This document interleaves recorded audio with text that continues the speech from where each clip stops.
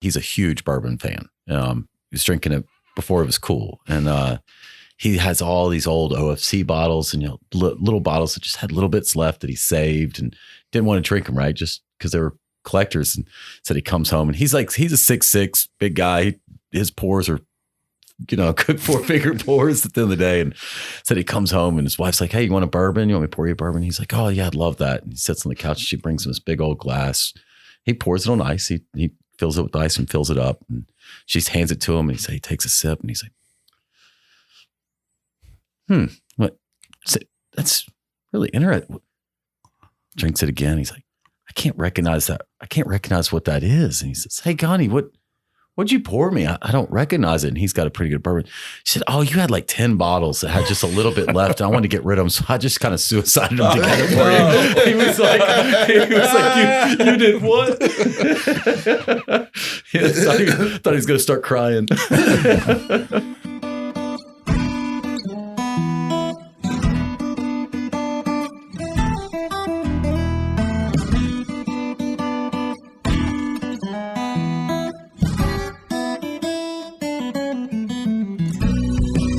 Welcome to another trip down the Bourbon Road with your hosts, Jim and Mike.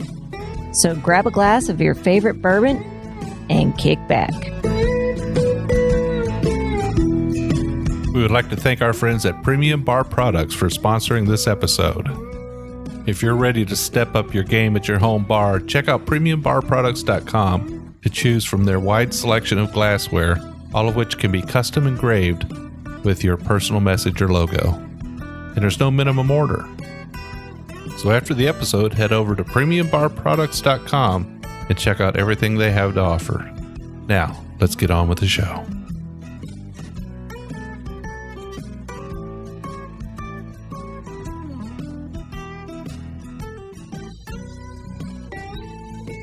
Hello, everybody. I'm Jim Shannon. And I'm Mike Hyatt. And this is the Bourbon Road. And today, Mike, we are on the Bourbon Road, are we not? Yeah, well, the Tennessee Whiskey Trail, right? Yeah. I'd consider this.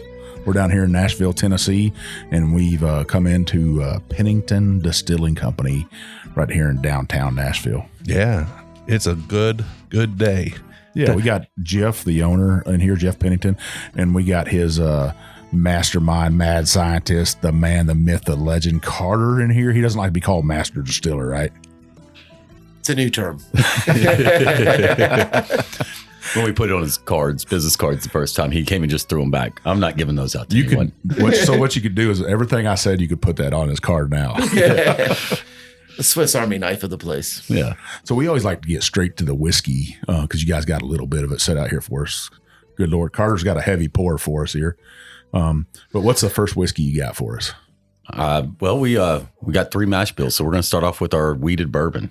So this is 60% corn, 22% wheat, 18% malted barley. It's a blend of about 5.5 to 6 year old barrels. What was it, an 8 or 9 barrel blend? Is what you and Ashley came up with? 9 barrel. 9 barrel blend, and this is our first small batch. Is this the first blend or the second blend? This is the second. Second blend. So, I've always been a wheated fan. So when we started this 6-7 years ago, we said, I'm gonna have to drink this the rest of my life. Might as well make one I like. So we don't charcoal mellow it. So this is technically, we call this our bourbon. So hope you enjoy it. Well, we're going to find out if the Wheated King of Kentucky here, see if I like it or not.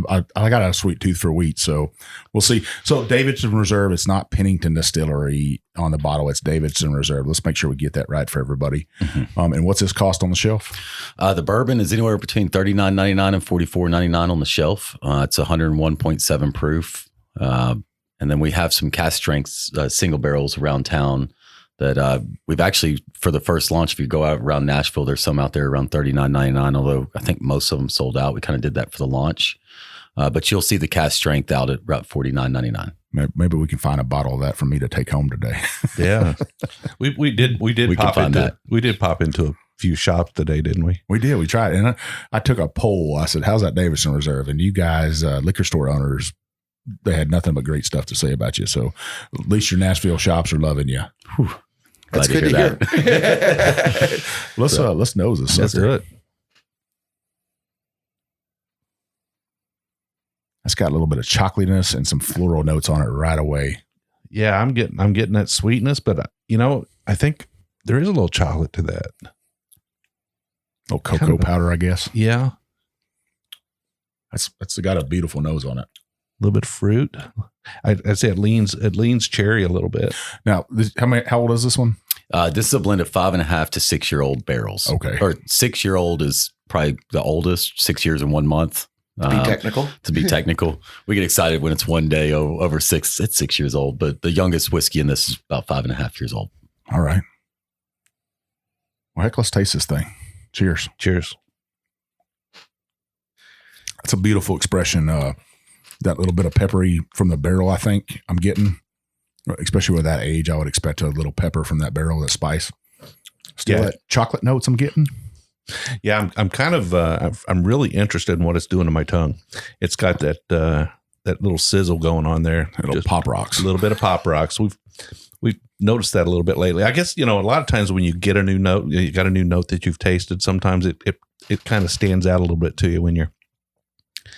But yeah, I'm getting a little bit of that cherry, not too much. I love that sizzle. You said this is just north of 100 proof. Mm-hmm. Yeah. That's a nice, beautiful whiskey and stuff. I got to compliment you guys, and I'm telling you, I love weeded bourbon like no other man alive. I think maybe Bill Samuels Jr. or if W.O. Weller was still alive or somebody like that, they might beat me to it. But beautiful. Thank you.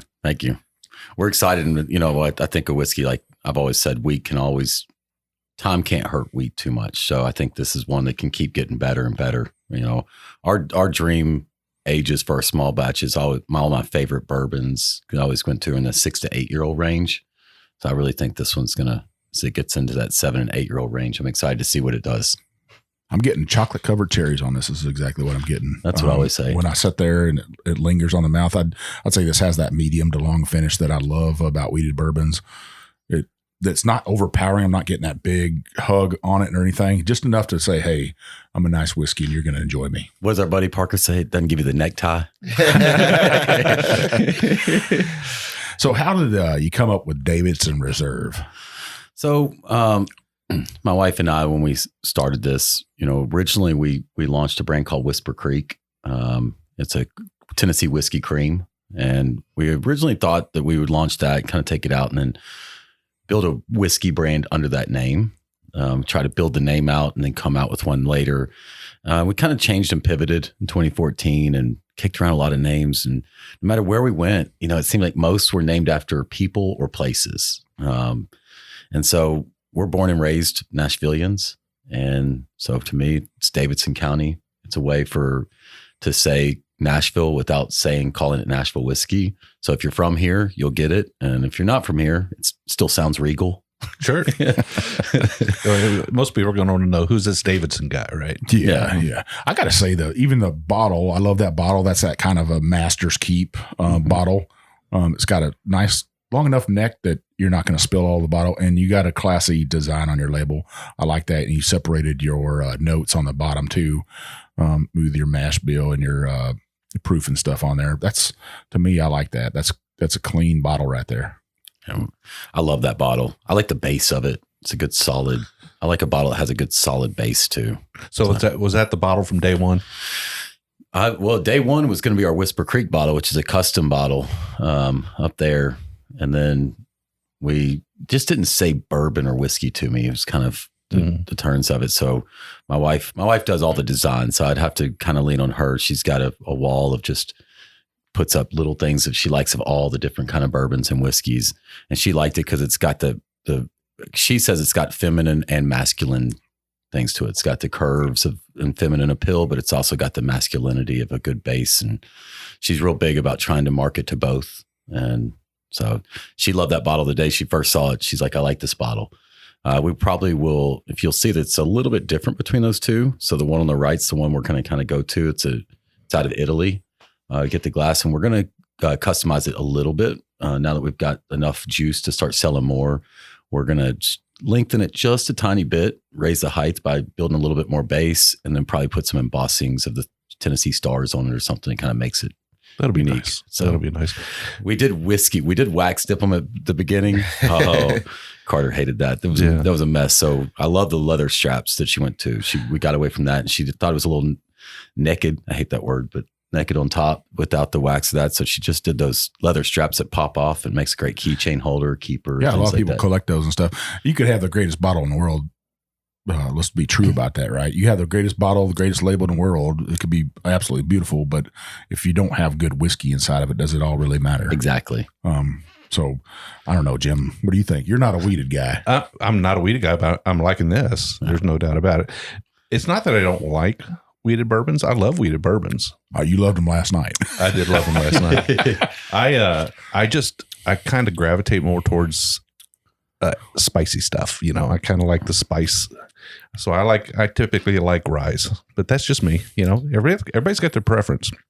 I got that big sweet tooth, and this right here, it hits it. Man, I'm a sweet tooth guy too. I always have cookies at night, something. So yeah, and I like that you said chocolate covered cherries because that's one of my favorite things to go after. Sometimes I get peanut butter on the finish on this. I don't know if y'all get that, but every once in a while. Carter, what do you get? I get a little bit of the peanut butter on the end, but my flavor profile that I enjoy is very similar to yours. Sorry. You're all right. Ashley, she knows our preferences. I'm sure y'all know Ashley Barnes that does our blending and helps us do all this. And she's funny. She knows what I like and what Carter likes. So when she sends samples in, she's like, this is going to be a Carter blend. It's going to be a Jeff blend. Yeah. So all your whiskeys before she blended it sat in my driveway. It actually sat in the back of an SUV out there, and it got moved from one SUV to the next so she could blend it and stuff. So that was a kind of a new experience. You have a master blender, a distillery owner. I wouldn't call her royalty, I guess, but a Weller sitting at your house, and another guy I call Forrest Gump. Forrest Gump of whiskey sitting at your house, but Matt King from down there at Leaper's Fork. But it was kind of neat to see, how the insides of the business really work, and I got to compliment you even for hiring her, to help you blend and stuff. If you think you might be missing a little bit or something, or that more refined touch, that's definitely a woman to bring in and help you out. Now, you guys have been in the business for a while, right? I mean, so you kind of blazed the trail in Tennessee for a new craft distillery?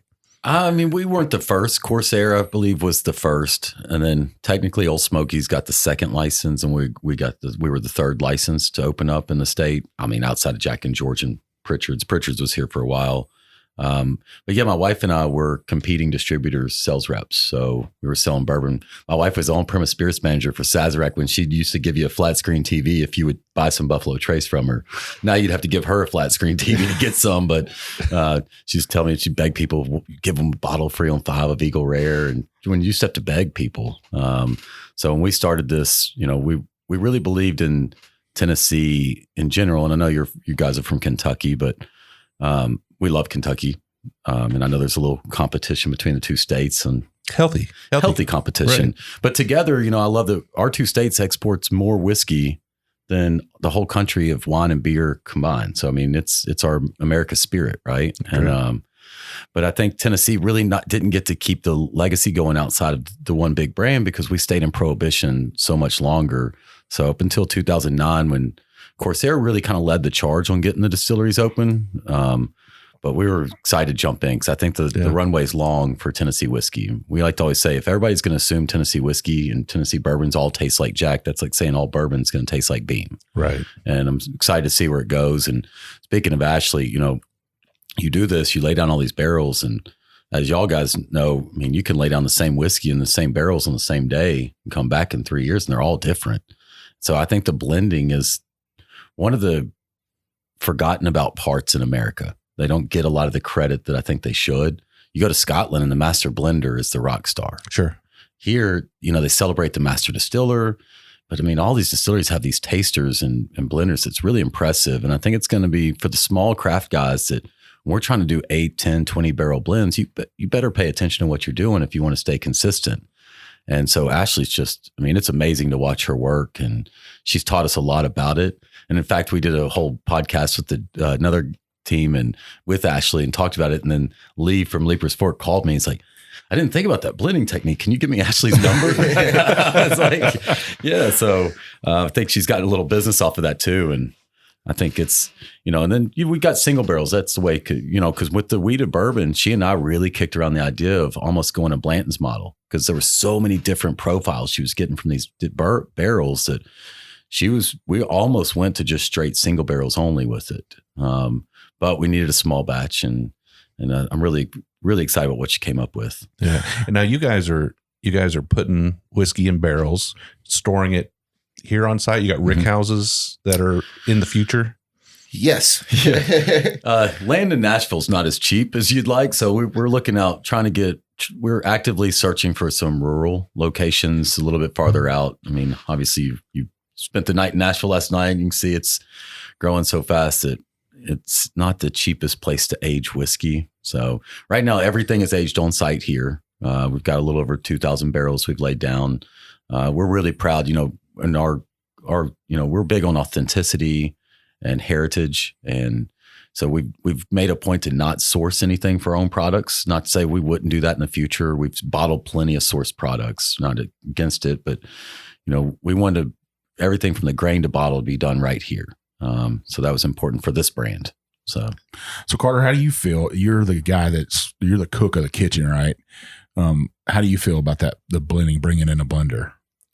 I think it was a great experience. Ashley is a great person to work with, and having somebody that has the knowledge and skill set that she has acquired for years working with Buffalo Trace and Four Roses, to have that knowledge and be able to train my palate and learn to pick up things and the nuances. It's been amazing. Now, how long have you been, cooking whiskey? Since 2012.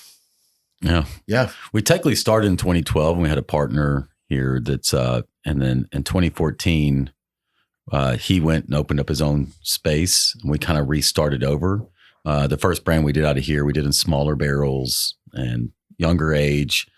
And we learned in that time that the whiskey got better. We talked about this earlier, but there was a lot of people who tasted it when it was younger and they weren't giving it another chance. So we kind of sold off all the whiskey in 2014 and got to restart. We were lucky enough to do that with a new investor that came in and we said, if we're going to do this, we want to age it in big barrels. We want to do, take the tried and true heritage way and make our own twist on it. And he said, yeah, I'm down. I'll back you. And so we were excited to be able to go about that. And watching him from Ashley, I mean, we can tell you from the company standpoint, Carter's a brilliant mechanic and he's our right hand for everything here. But watching him learn from Ashley, just his pickups and his tasting techniques, she's taught us all a lot on that. So has it been kind of an awakening of your palate? Absolutely. Yeah. One of the things that I learned from Ashley is women typically have about 1 million more sensories than men. I think the first day she came in and worked with us, we were in the other conference room next to where we're sitting now, but somebody literally had put some chicken noodle soup in the microwave 5 rooms away. And she picked it up immediately and goes, who's making chicken noodle soup? And I'm like, didn't smell this at all. It was pretty amazing. She wants you to get rid of that chicken noodle soup because it messes with her a little bit. Yeah, I lit a candle when she come to our house and she said, hey, could you put that candle out? You have the experience with her. Yeah, she's great. And I think it's a compliment to you guys that to open yourselves up to that. And some people can't do that. They'd be like, I can't, this is my baby. And I think it's great no matter what. It's like having a kid, you always think your kid's going to be great. And they go through some trials and tribulations and you're like, That's one of the fun things with her. She eludes barrels as children. And when a barrel hits about 2 years old, you kind of have an idea of what child it's going to be.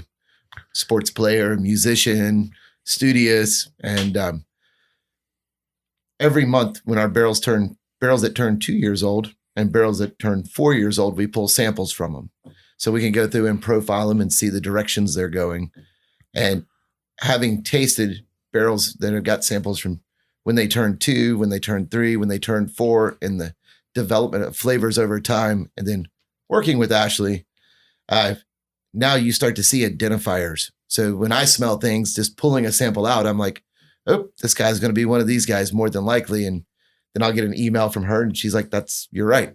So starting to get confirmation that your palate is picking up some of these nuances from a very experienced person it's a wonderful thing. Well, should we get on to the next expression? I was going to say, speaking of different expressions, yeah. So what's the second whiskey you got for us? We have our 100% rye whiskey. So it's a mash bill of 90% rye grain and 10% rye malt. The grain is sourced. We have a farm that we work with out in West Tennessee, Renfro Farms. They grow our grain for us. Take a taste. Yeah. So before we do, so what's the proof on it? 100 proof, I believe. 100 proof. I think you said that. This is technically a bottled and bond. We just don't put it on the label. But, okay. And what's the age on this one? 5.5. 5.5 years old, bottled and bond, even though you don't put that on there. She didn't want us to do that, so it proof. leaves us. She didn't want to close the palate down, right? As we get more and more of different ages, kind of gives you a bigger palate for her to work with. So we didn't want to lock ourselves into that term. And what's this cost on the shelf? This is $49.99 to $54.99. It's definitely more expensive. Rye obviously costs a lot more. As Carter enough, I've learned you don't get the yields, and it is a nightmare to cook. Is it sticky, more sticky? Absolutely. It's a very challenging mash bill to cook successfully. And you have to start with less because it tends to rise up in the fermenter. That is a true statement too. Carter, there's so much. I mean, after every time you cook it, it leaves a film on everything. So every time the cooker, the still, the fermenter, you have to get in there after every still run and really, scrub it off good. I mean, we learned the first time we cooked this or distilled it, we put it in the still, we ran our stripping run. We usually run 2 strips in a day, and then we'll collect it. And after 4 strips, we'll do a spirit run. And so the second strip run we put in, 3 hours, 4 hours, 5 hours, nothing's coming through. We're like, the steam's turned up. The film had created such an insulation that the still wouldn't heat the mash up. Oh my goodness. So our distillers don't like cooking this one. But you've learned how to deal with it. You learned how to overcome some of those issues, or at least learn how to play with it. I think the word learn how to play with it and manage it's the correct thing. It's like Play-Doh. We strive very hard here to be very consistent in an inconsistent world. Oh, there's that rye. There's that rye nose. It's not a pungent rye though. Nose like I'd get in some other ryes. This is I get more of a baking spice, allspice so kind of rye. This is definitely a little more, like you said, baking spice. It's not the dill, pepper, licorice nose that you get on some ryes. This is my favorite of ours to do cocktails with. Mm-hmm. I think I call this our cocktail whiskey personally. Well, it smells like a great cocktail whiskey. Well, let's taste this thing.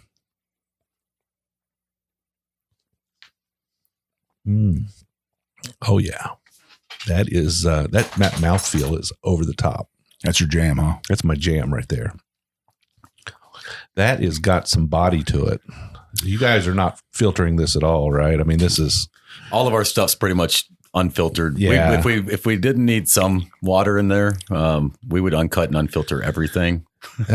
For me, that's oily. That's viscous. That's full bodied. It's got a great. That's the first thing that caught my attention was that texture. That's the first thing Ashley said when she tasted through them, and she's like, she was shocked at how much body and viscosity the rye has with no corn in it. Yeah, because a lot of that, sometimes the corn's what gives you the body, but I think it's also that it's all pot distilled and there's no column process. And I'm getting dried dates on this.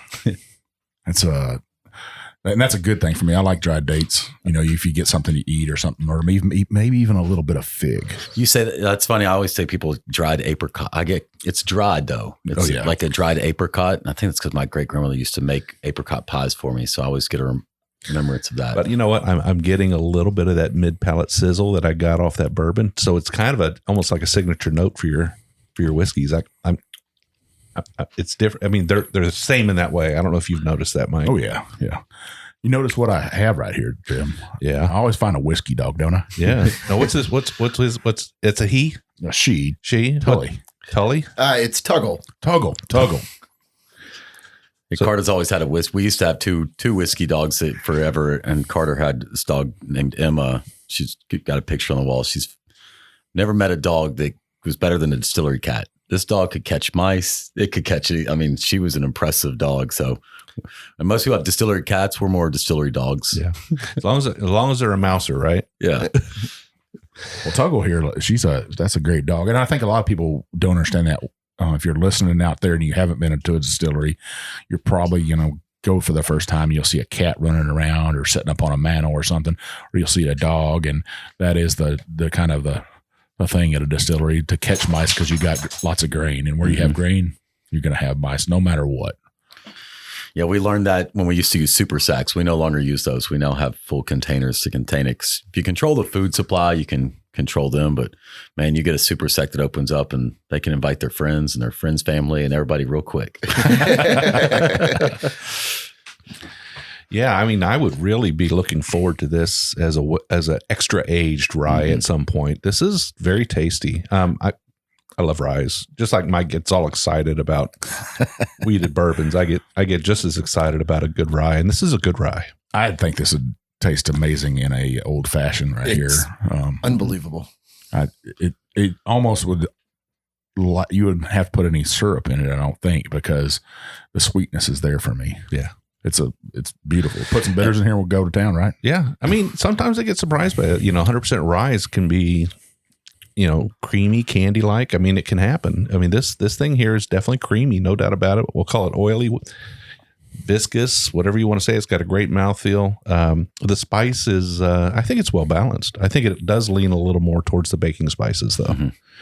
Yeah, we only did a 6-barrel blend on these, and we don't release as much rye because we only release about 20 to 30% of our inventory because we want everything to get a little older. Mm-hmm. Carter and I joke, we've had how many people have walked in this building with their magic black box? At least 40. They have this magic black box that you put whiskey in, and it ages it 10 years and 30 minutes. And I've yet to taste a whiskey that has cheated time. Mm-hmm. So we're really excited about, especially the rye. We're really excited. We think that it's going to get really good as it gets older. I'm with you on that cheating time thing. We've actually reviewed a whiskey, and I was mad because I bought it. I got cheated. I won't name the brand. I was like, they didn't cheat Tom. They cheated you. They didn't cheat me. I was all kinds of angry about it. I was like, Jim, take this home. I have to be honest though. It seems that anymore we're more times surprised and delighted than we are disappointed, though, because craft distilleries are really doing a great job now. Yeah, great job. I think in the early days maybe there was a little bit of a rush to do things, but I think lessons been learned, and there's some great whiskeys being put out.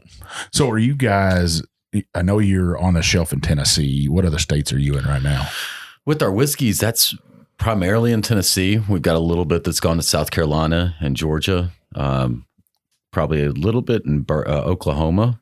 Like when I say a little bit, like 50, 60 cases, not much. So I'd say 90% of our stuff is primarily in Middle Tennessee right now because we don't want to sell too much of our supply. I mentioned earlier, we want to really get it. We want to get all our stuff to that 6 to 8 year range for blending.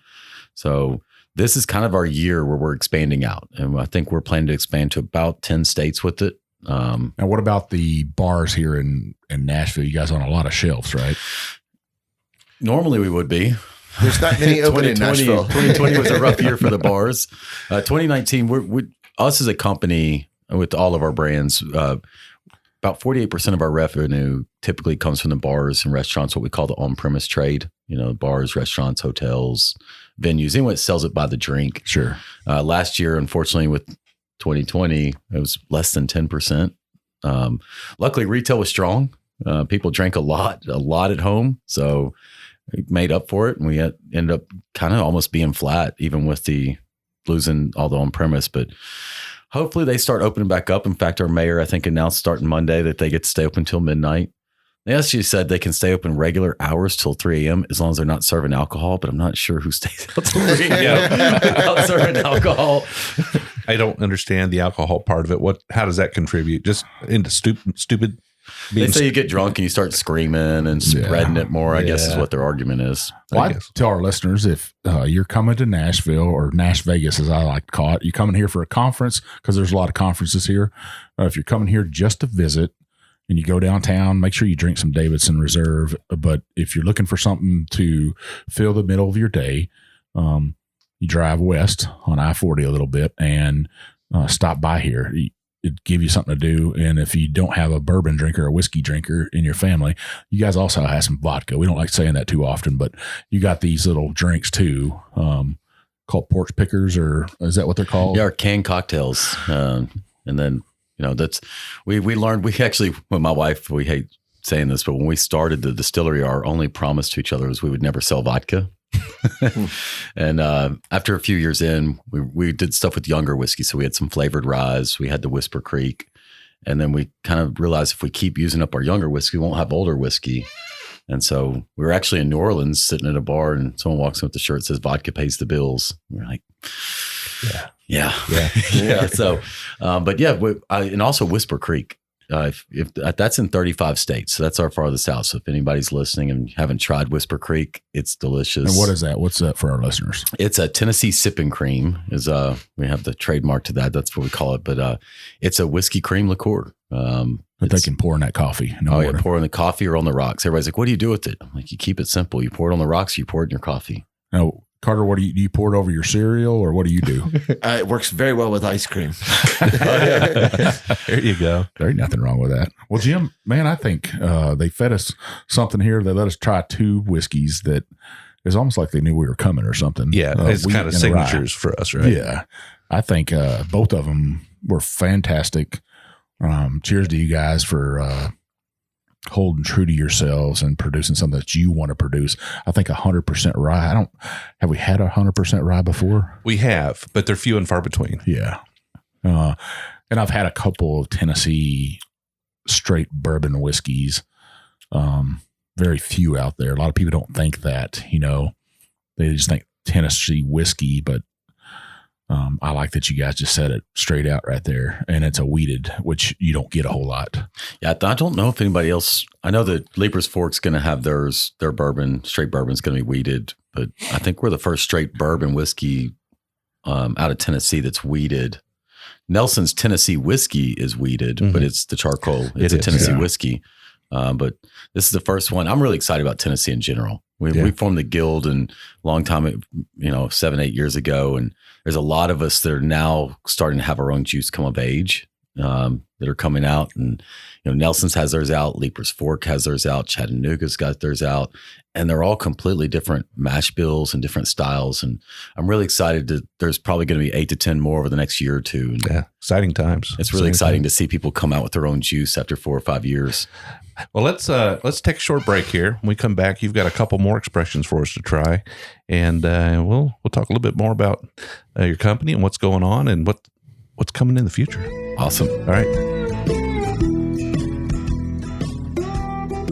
Well, you can't drink whiskey without glassware, and Mike and I are extremely pleased to have a sponsor like Premium Bar Products.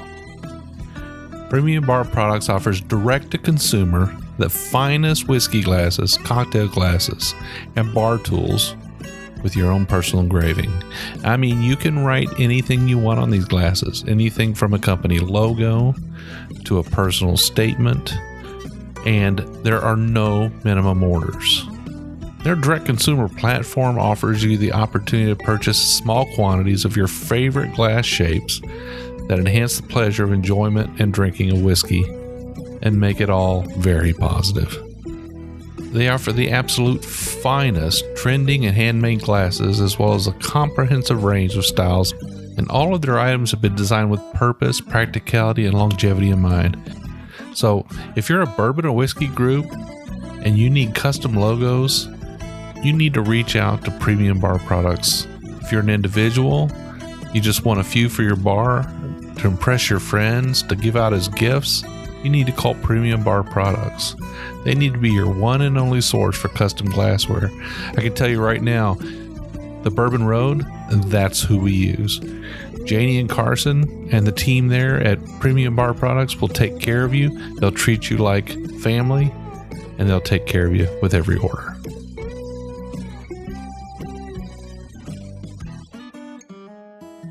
Okay, well, we are back from the break. We got Pennington in the house. Or actually, we're in Pennington's house.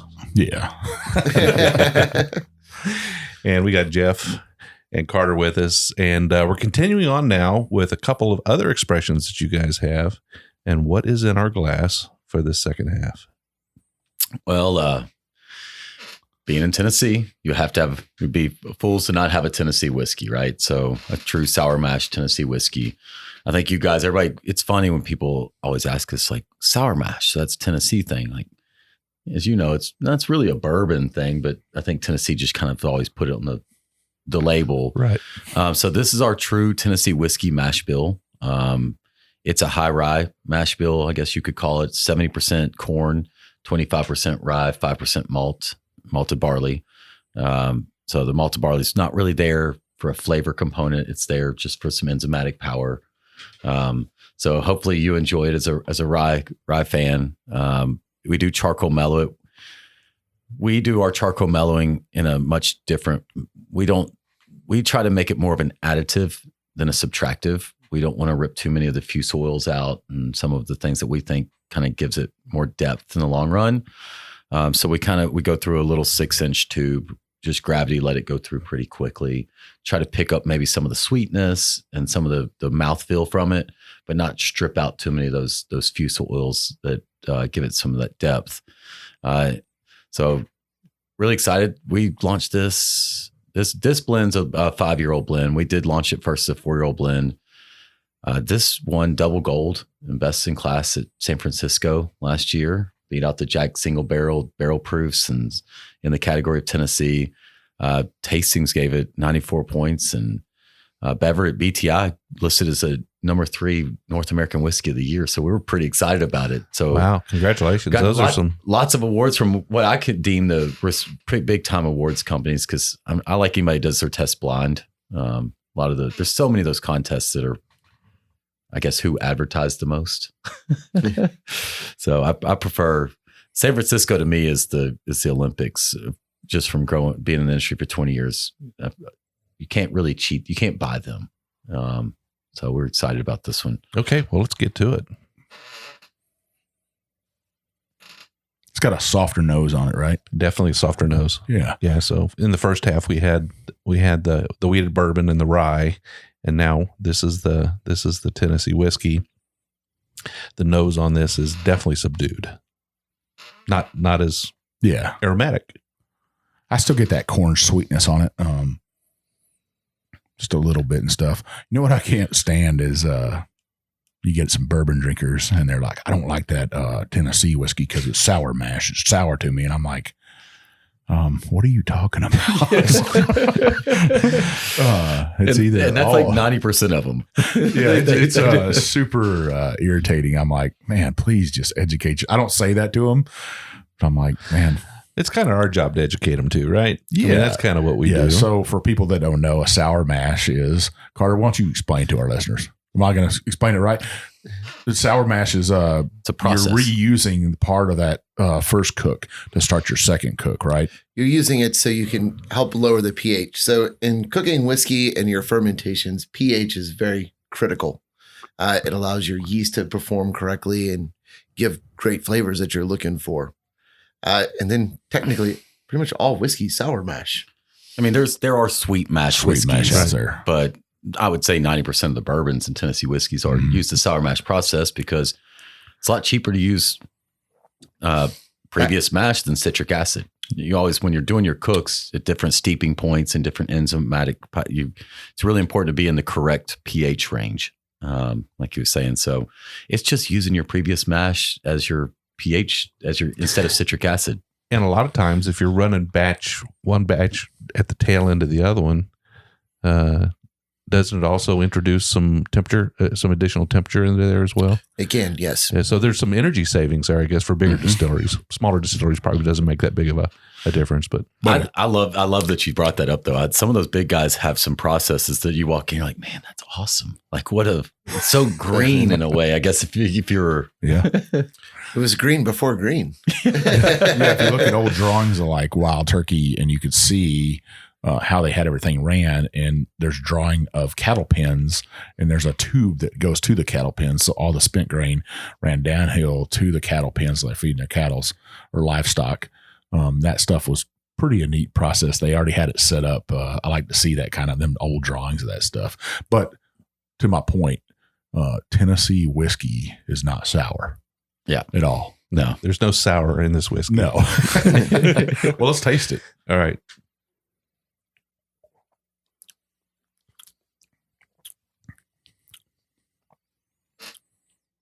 Right there with Dean Dillon's song, right? Do you guys know who Dean Dillon is? Oh, yeah. A lot of people don't know who Dean Dillon is. Dean Dillon was the songwriter that wrote Tennessee Whiskey.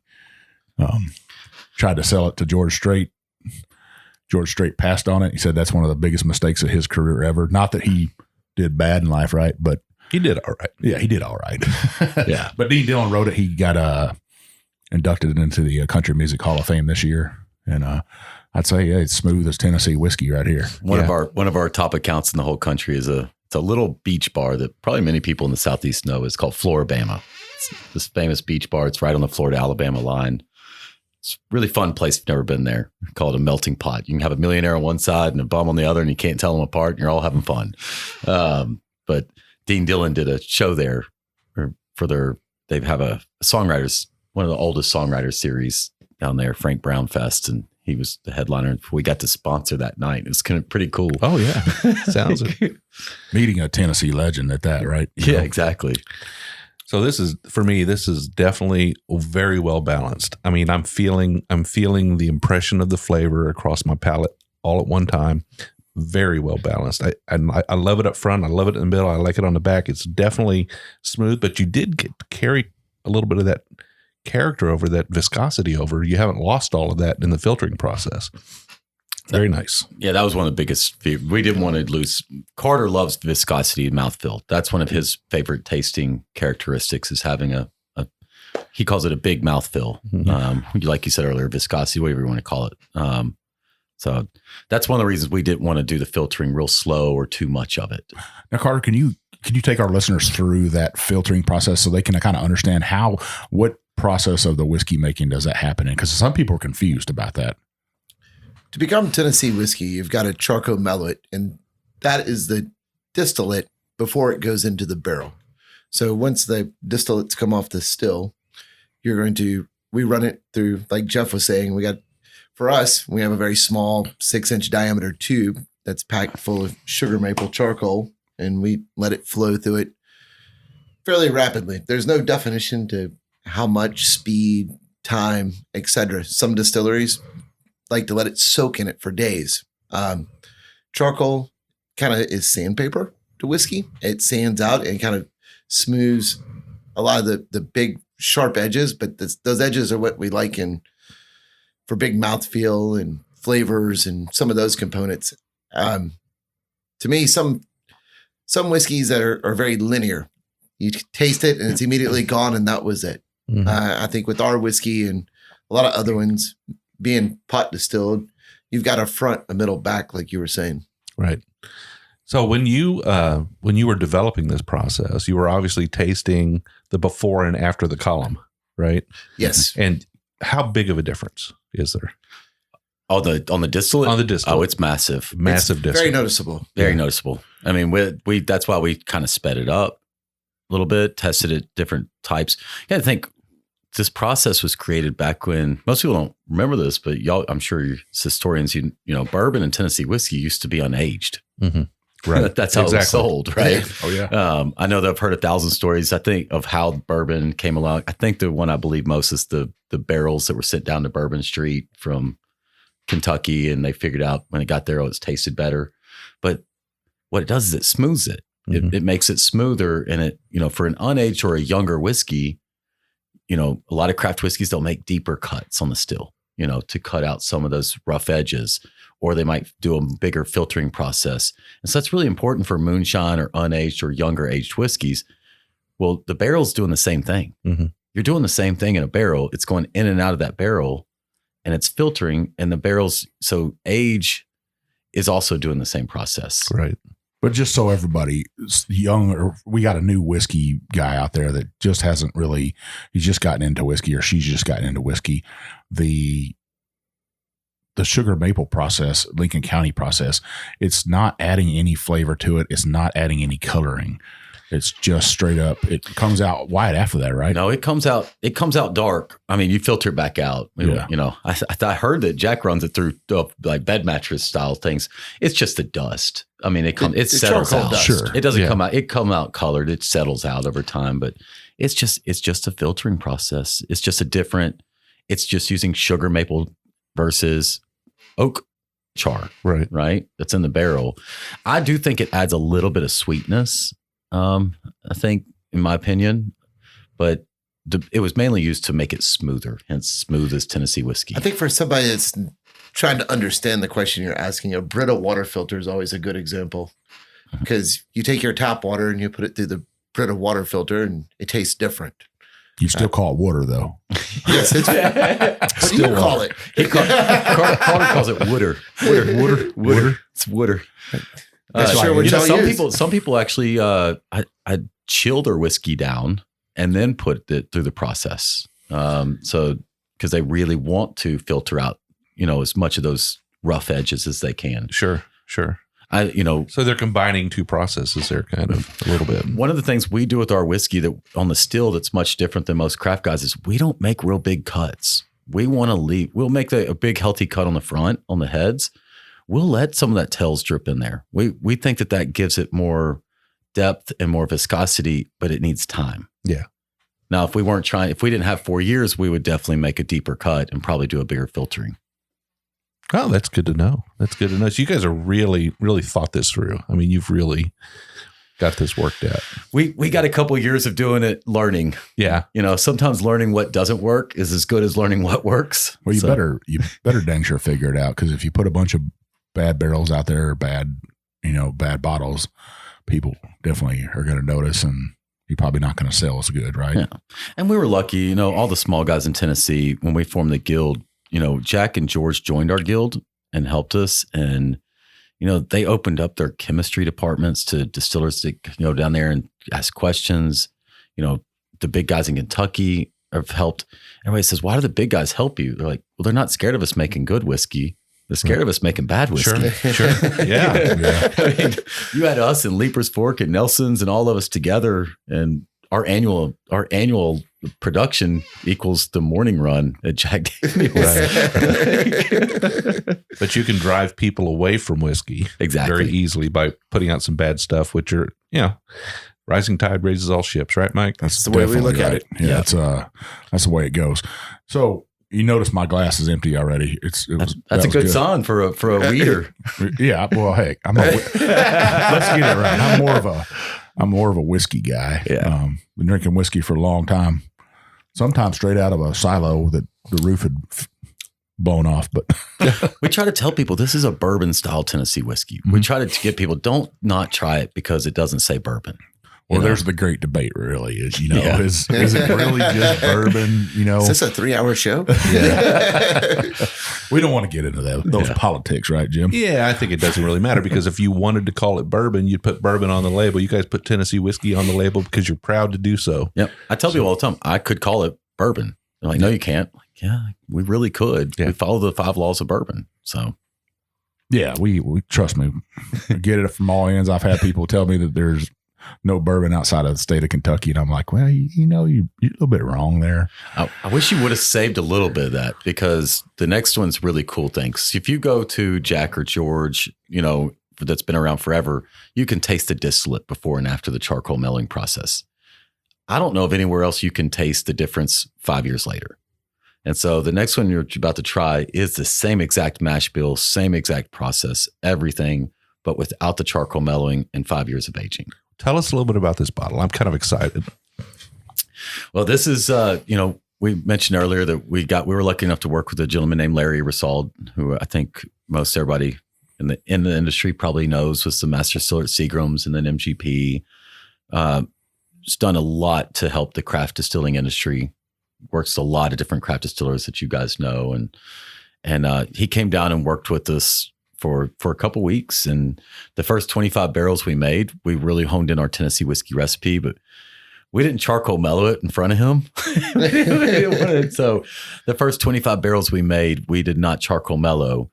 So it's technically a bourbon, because it can't be called Tennessee whiskey. So it definitely does not qualify. It does not qualify as Tennessee whiskey. It does qualify as bourbon. It's an old joke we like to say, Tennessee whiskey is bourbon, but bourbon's not Tennessee whiskey. Right? So, but whatever, not to get that debate.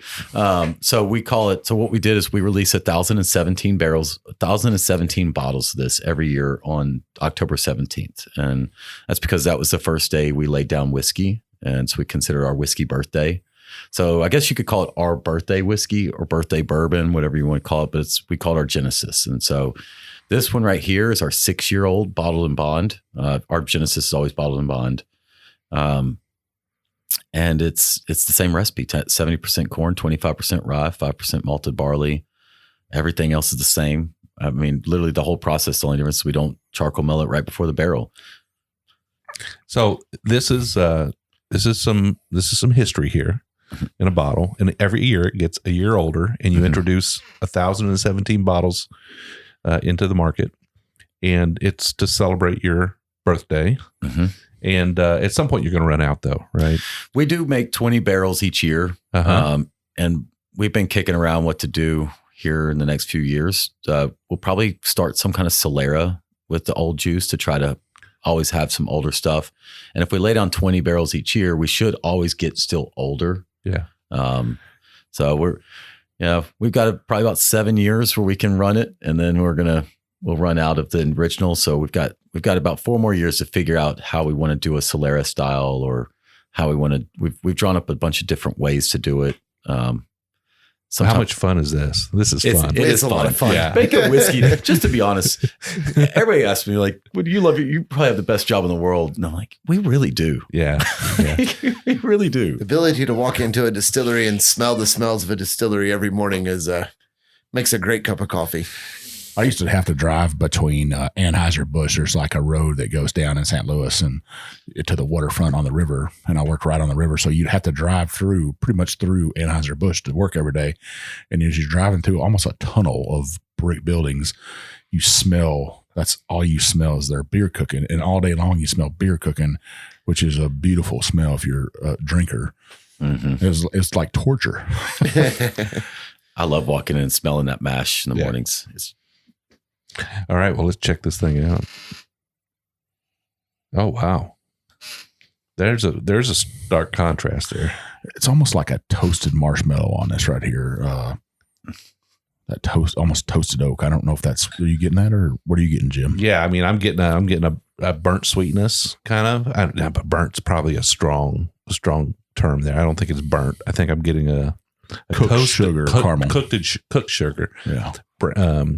That kettle corn you get in front of like a Bass Pro Shop or the State Fair or something like that. It's definitely different, significantly different than what we just tried on the nose.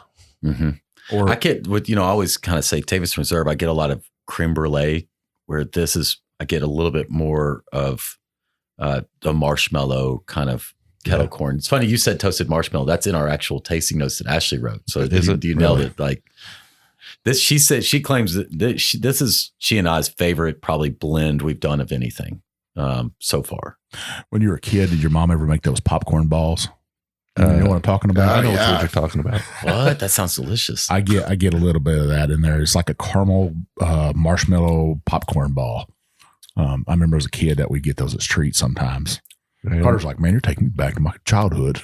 Oh, those are great tasting notes. I'm ready to taste Might borrow a couple. I'm going to Google that.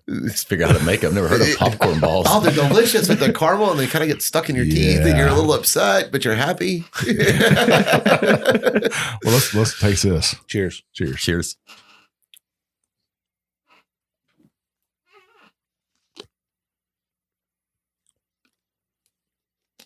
I still get it on the taste too, I get that caramel goodness. And I hate popcorn. Like regular old popcorn, I can't eat it. It is a childhood memory I just can't get away from. I don't eat it.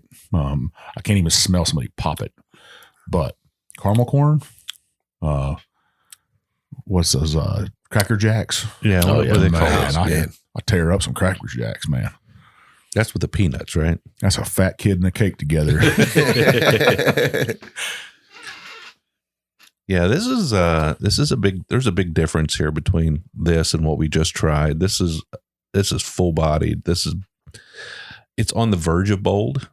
I would say I don't want to call it a bold whiskey. It's not like taking me by surprise or anything, but it's got an extra measure of flavor.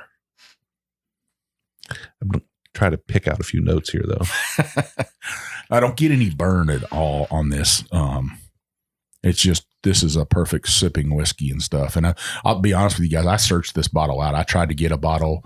I had people texting me here in Nashville saying, hey, you want me to find you a bottle of this? And by the time they tried to find a bottle, it was all gone. I just a whiskey nerd a little bit in me wants to. I've got a little personal stash. I'll send you home with the bottle. All right. Since you tried that, I got my little secret stash. I keep in my office. Well, it's nice to have those whiskey friends that even offer you that. It's a pleasure to hear that people are out there. Because you're never going to get this bottle again. Yeah, and that's what I love about this. It's only going to be once a year, and it's kind of. They know I appreciate whiskey and stuff.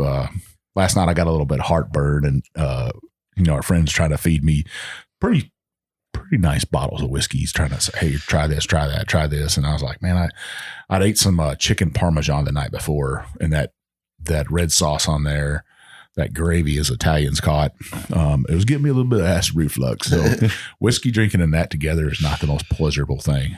Oh yeah. If I don't have my Prilosec before going out. Jim said the same thing at the night. He's like, I don't have no Prilosec with me.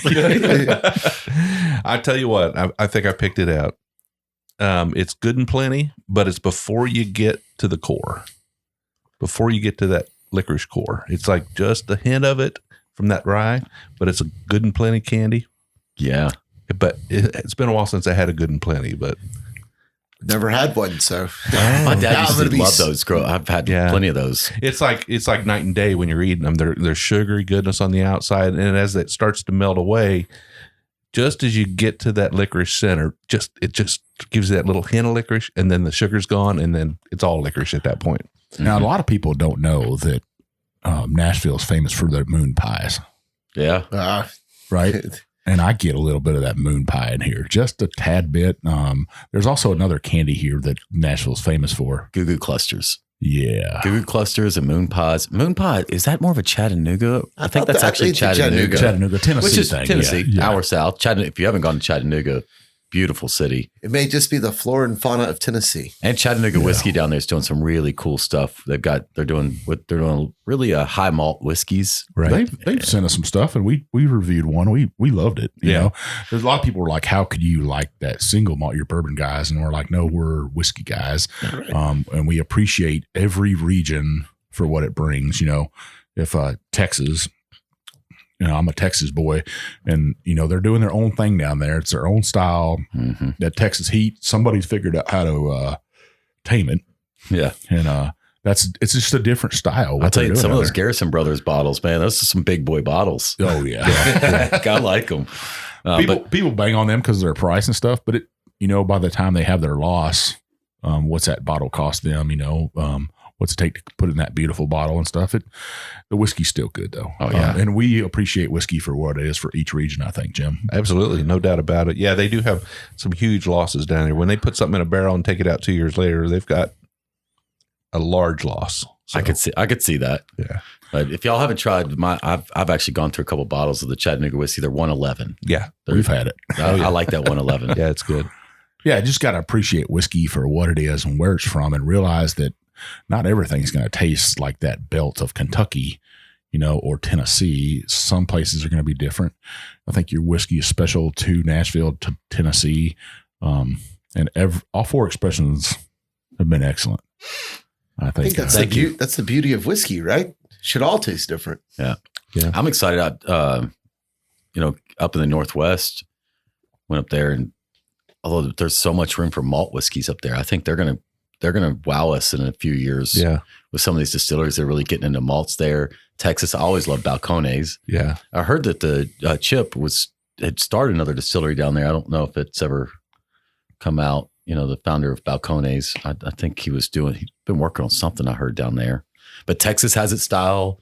The Northwest is going to have their style. Tennessee obviously has its style. So Yeah. I mean, there's a lot of people out there that are, I mean, the market for malt whiskeys is pretty big, right? Yeah. I mean, it's a big market. It's bigger than bourbon. Bigger than bourbon globally. Yeah. We're going to catch them eventually. Eventually we will. Yeah. But we're going to have our own American malt. So, and like you said, various places are going to have their own styles. Colorado's coming on too. Yeah. There's a lot of places coming on. Not to take away from your guys' whiskey. There's a lot of people coming on, but that's the love of craft distilleries. I think people would be shocked at how closely knitted the craft distilleries of America are and how much they'll help each other out. You could make a phone call one day and say, hey, I got this problem. And more than likely somebody's going to help you out. I'm sure you guys get called for help too. Oh yeah. I mean, we've gone and helped other distilleries fix. He's mechanical genius over here, fixing anything equipment wise. He's helped out, vice versa. Carter, you know what I heard right then? Raise. That's what I heard. Yeah, he don't want to be called master, but genius is okay. Yeah, exactly. But you said all the different areas, and Larry Rissauld always uses this word, and I try to use it a lot in tours, but he uses the word flora fauna a lot, and let the environment. And it always reminds me, I started selling wine. This is when I got in the business, I was first selling wine, and you'd always hear the master vintners talk about letting the grapes do the talking.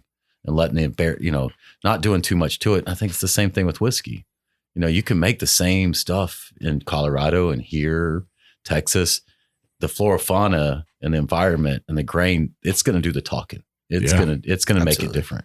Right. And once it goes in that barrel, each barrel could be different because that could be a different tree. That tree is, it could be grown in a dry region. It's one of my favorite points. Mess around with more barrels and getting into that stuff. But even in the same tree, right? It could be a center cut, or we've all know the single oak project, and just everything in between. The barrel is the most amazing thing to me. Yeah. The QC measures we do here to ensure all the distillate going into the barrels matches, and we grade everything. And I mean, the backbone system to what we've built here, it's pretty top notch, actually. But like I was saying, you can fill 20 barrels with the same distillate, put them up right next to each other, and they all start taking on their own flavor profiles. You'll see some continuities, but the finished flavors and some notes and everything will vary from barrel to barrel. And like Jeff was saying, I think the art of blending that's when it takes in. Yeah, I think the barrel overall, but I mean, you can see just in the finishings now and how popular that's becoming. Sure. Right. When Angel's Envy first came out, and all the bourbon purists were like, that's not bourbon. but Scotland's been doing it for centuries. And now, I mean, look at all these great sherry cask finish and Madeira cask. And maybe not my thing on some of them personally, but I mean, like I had a honey barrel finish. What was that thing we had at Wesley's that day? The Good Times. Yeah. I got a bottle that we still haven't cracked, and it's like 135 proof. I didn't think I would like it. I was pleasantly surprised. It was awesome.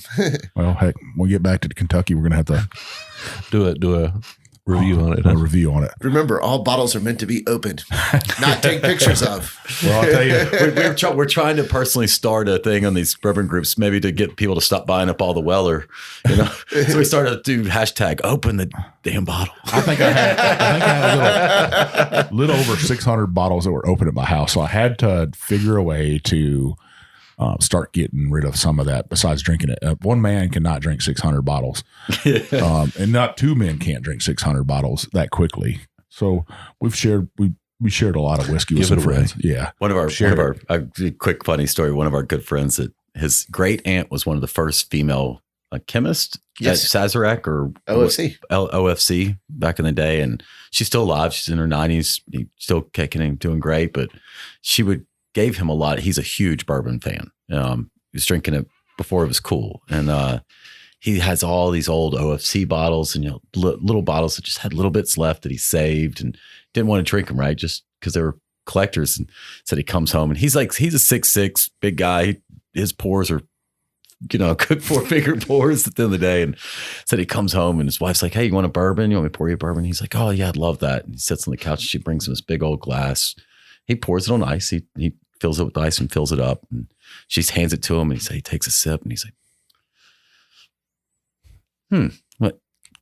That's really interesting. Drinks it again. He's like, I can't recognize that. I can't recognize what that is. And he says, hey, Connie, what what'd you pour me? I don't recognize it. And he's got a pretty good bourbon.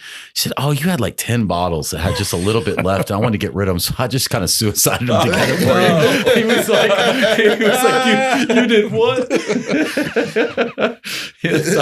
Thought he was going to start crying. Well, guys, so in the future, what's the future look like? Is anything else special coming up for you? I think we got quite a few things special. I think the excitement is we've got 3 consistent mash bills that we lay down daily.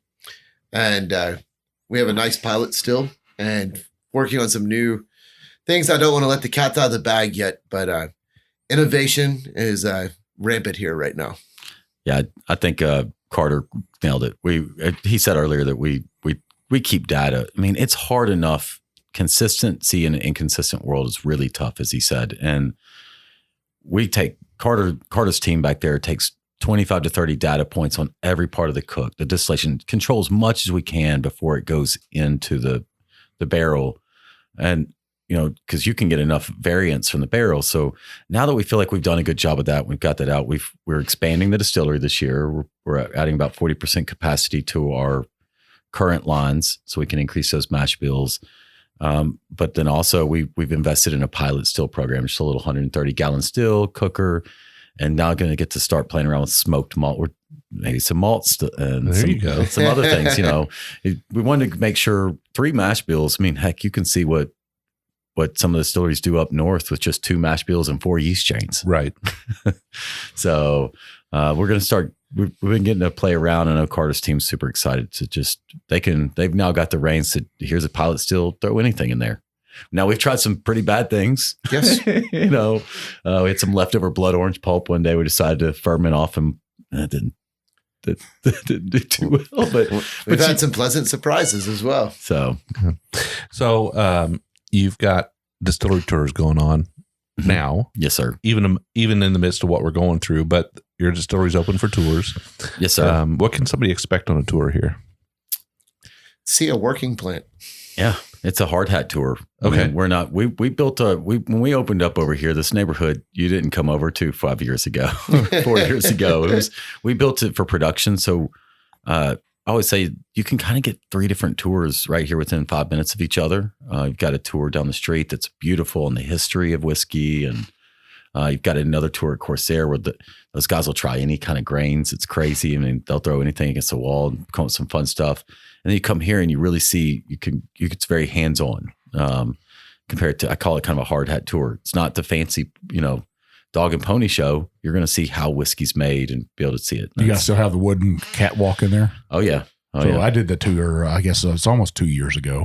Came over here in the middle of the day, kind of burned some time up. And so I think it's a great tour. I think if you're, like I said before, if you're looking for burn some time in Nashville in the middle of the day before the honky tonks open up, before you can go over to Robert's Western World and get yourself a fried bologna sandwich. Oh, that's you delicious. know about those. Yeah. That's the locals honky tonk right Used to there. be the recession special, PBR, Yes, fried you're bologna sandwich, correct. Lay's chips, and a moon pie. And you can get some boots while you're sitting there too. Yeah. And some great, Cockroaches are free. and some great Brazzability whiskey or music, Brazzability music with big bass playing and stuff. A great place to visit, but this is a great tour to come get some local whiskey, a craft distillery. So where can our listeners find you guys on social media? Pretty much at Pennington Distilling Co. or at Davidson Reserve. Both those on Instagram, Facebook. Not big on social media. I'm trying to I think we're on Pinterest as well for those Pinterest users. There you go. Carter still doesn't even have a picture on his Facebook page. So. Are you on TikTok though, Carter?